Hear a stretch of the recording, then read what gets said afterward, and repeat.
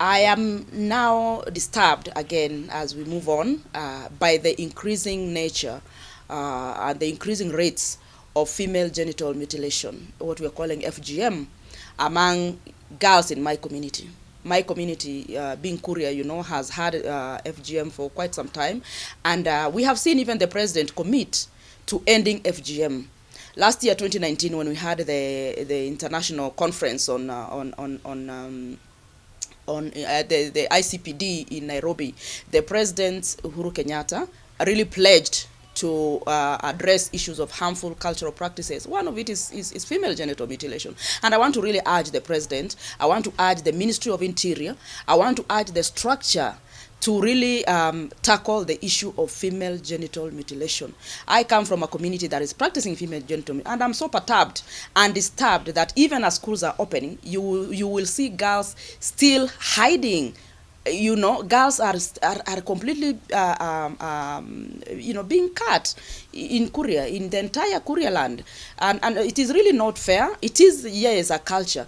But of what use is this culture if really it can prevent a girl from, advancing, a girl from accessing education? You are seeing situations where we are hearing our law enforcers are telling us that they are now, overwhelmed. I want to call upon Honorable Kibicho.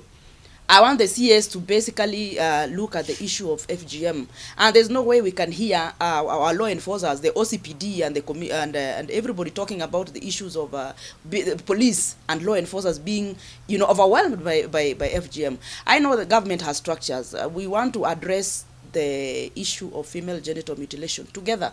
I want to ask the County Commission of Migori to address the issue of female genital mutilation that is really ensuring that our girls are not going to school. I mean, look at now, we still have girls who are who are actually being cut in the community, and schools are open. In fact, schools have opened today, and so I really take this opportunity to say that I feel for the girls, and the Ministry of Interior has to do this. I want to ask upon the Ministry of Public Service and Gender, which basically handles this whole issue, through the Anti-FGM Board, through so many other structures, to really pull up their socks and tell us how it has approached the issue of female genital mutilation in Kuria land, because girls are not safe at home.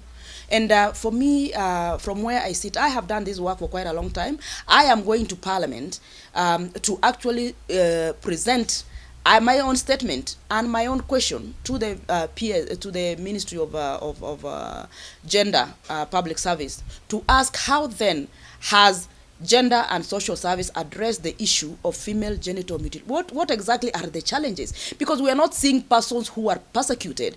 If they are, the perpetrators, how many cases has the Ministry of Gender, for example, and Public Service brought to, or the police, brought to say these are, we want to see concrete measures that the ministry is really taking to address the issue of female genital mutilation in Kuria. And I can tell you for sure that the government has a responsibility to protect women and girls.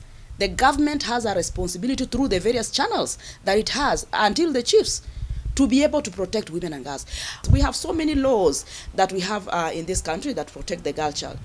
The Children's Act is very clear, and it basically prohibits, FGM and traditional practices. The Constitution of this country guarantees safety of everybody, including the girls.